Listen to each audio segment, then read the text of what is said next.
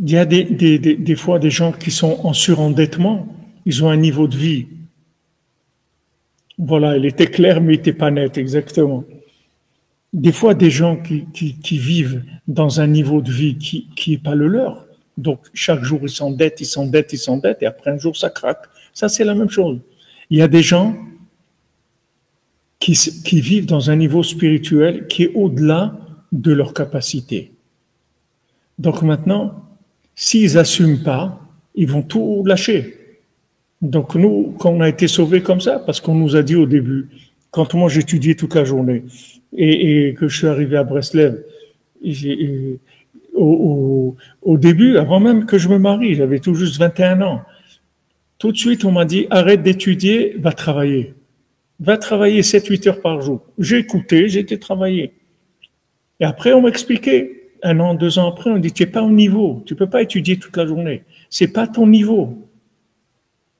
Alors, les gens ils croient que c'est donné à tout le monde. Ah ouais, ben, je vais m'asseoir, étudier toute la journée. Mais non, mon ami, c'est pas comme ça.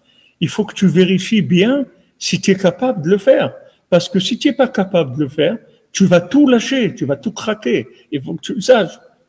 La même chose, tout. De monter en Israël, c'est la même chose. Quelqu'un m'a demandé aujourd'hui, il a dit, mais c'est quand même mieux de vivre en Israël, dans la Torah, que de vivre... J'ai dit, c'est pas ça qu'il faut voir, qu'est-ce qui est mieux. Il faut voir d'abord qui tu es. Après, on va voir qu'est-ce qui te correspond.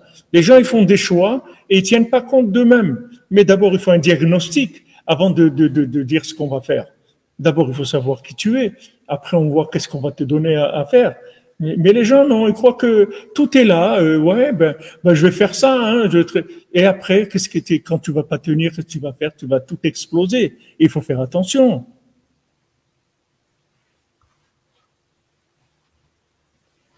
Il faut faire attention. Tu commences doucement, c'est tout. Va doucement. Va doucement. Rabbeinu, il a fini en disant ces mots. Doucement, doucement.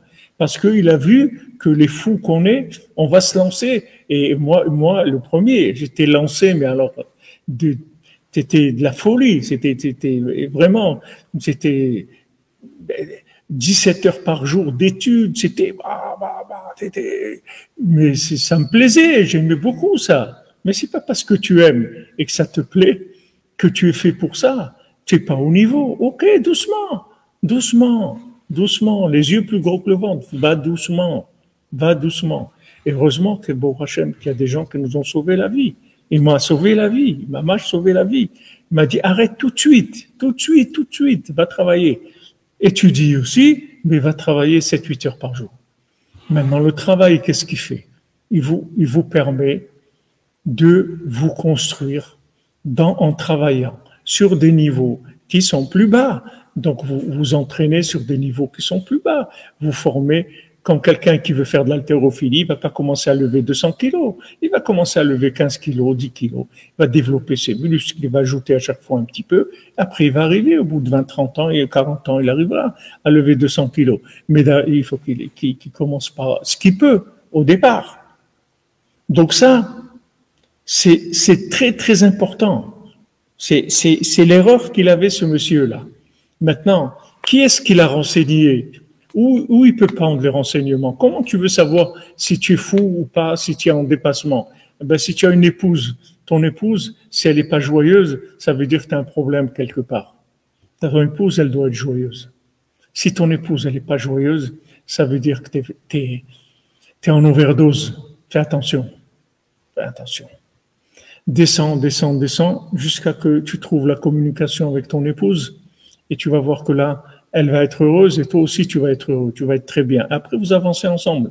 Mais c'est pas possible qu'un homme, il soit dans un niveau, et que sa femme, elle soit pas contente, et comme ici, qu'elle l'embête, elle lui dit trucs et tout, et voilà, en fin de compte, elle l'a amené chez un sorcier. En fin de compte, après, il a tout perdu, vous allez voir à la fin du compte. Donc ça, très, très important. Très, très important. Très, très important de savoir ça.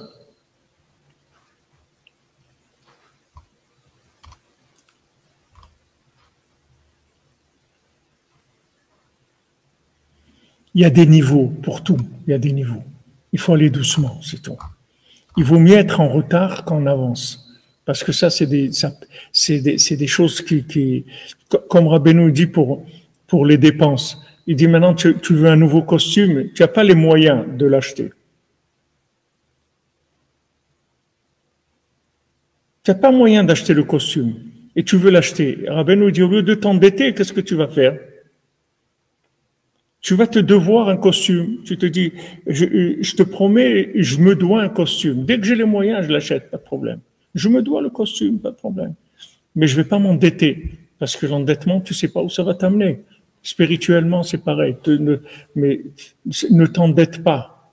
Ne vis pas au-dessus de tes moyens. Hachem, il n'a pas besoin de toi au-dessus de tes moyens. Hachem, il te veut à ton niveau. Serre-le à ton niveau. Et tu vas avancer. Et après, tu verras, tu vas bien avancer. Mais il faut que tu aies une méthode au départ. Tu vas doucement, mais sûrement. Tu es tranquille. Tu avances à ton niveau. Et même si tu es un peu en dessous, c'est pas grave. Parce que un peu en dessous, ça se rattrape. Un peu au-dessus, ça brûle. Ça détruit. Donc, il faut faire très attention à ça.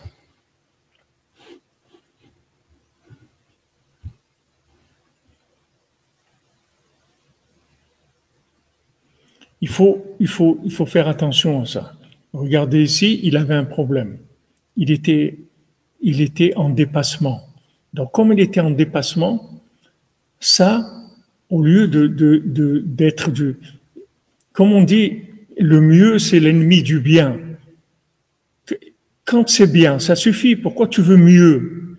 Le mieux, ça alimente les clipotes. Ce qui est en dépassement, il n'y a pas de récipient, ça alimente le mal. Voilà où il s'est trouvé. Il s'est trouvé avec un sorcier dans la sorcellerie et il va, Hachem Ishmor, détruire sa vie complètement parce qu'il était en dépassement.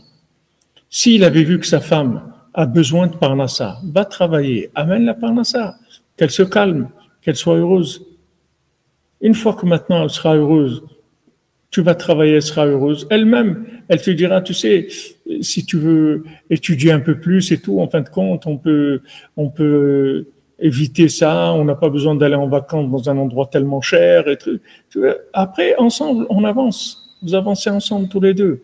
Mais d'abord, il faut se retrouver. Il faut être sur le tandem ensemble. Après, on pédale ensemble, mais sur le tandem.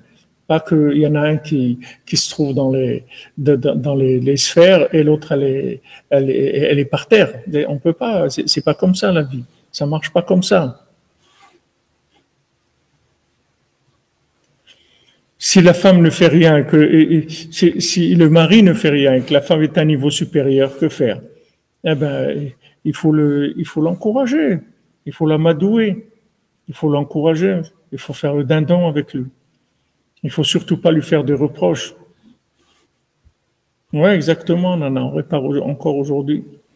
Il faut surtout pas les faire de reproches parce qu'un mari, c'est très orgueilleux par définition. Et jamais un mari va accepter que sa femme, ça devient son rave. Donc, il faut aller doucement. Mais Hachem, il a donné beaucoup de chokhmah et beaucoup de bina à la femme pour savoir amener le mari là où elle veut l'amener. Seulement, il faut pas le prendre de front. Il faut pas faire de reproches. Il faut pas lui dire qu'il a un dindon. Lui, il a un dindon parce qu'il a besoin d'être intéressant. Donc, il veut pas être comme sa femme parce que c'est pas intéressant pour lui. Donc, il faut le séduire doucement, lui faire comme le dindon. Tu sais, hein, ça va pas te changer. Tu fais ça, quoi, ça va te changer si tu fais ça et ça va rien te gêner. On fait ça ensemble, etc. Il faut l'amadouer doucement. Voilà, l'ouvrier. Exactement. Faut pas aller de face. Surtout pas. Parce que si vous avez de face, vous avez braqué, après, c'est beaucoup plus difficile à rattraper. Bon, voilà, ça fait 1h12 qu'on est ensemble. Bon, Hachem, il y a de quoi faire, mais la Tfila, Rosh Chodesh, on a encore, bon, Hachem, du travail. Donc, on se retrouve cet après-midi pour le cours de Géoua, le coutume, Bezrat Hachem, Shuato. Merci de votre présence et votre soutien, vos encouragements, votre participation. Et Bezrat Hachem, on reprendra là ce soir, ça sera la paracha, mais Motzei Shabbat, Bezrat Hachem, on reprendra cet enseignement-là qui est fondamental. C'est un enseignement fondamental. Je vous dis, moi, si j'avais pas eu ça, j'aurais détruit ma vie complètement. Si on m'avait pas conseillé, c'est pour ça que je le partage avec vous, parce que c'est fondamental. Et heureusement que nous, on a eu ça. Il y a des gens, ils n'ont pas eu ça, ils ont détruit leur vie. Bon, Hachem, qu'on a eu des maîtres, des gens qui nous ont initiés, des choses tellement évidentes pour eux et pour nous. On voit rien du tout, on voit que la lumière, c'est tout. Comme le moustique qui voit la lumière, il ne sait pas que ça va le brûler. Ah, la lumière, la lumière, la lumière. Oh, Hachem, qu'on a Rabbeinu, qu'on a ses élèves aussi qui sont occupés de nous. Ah,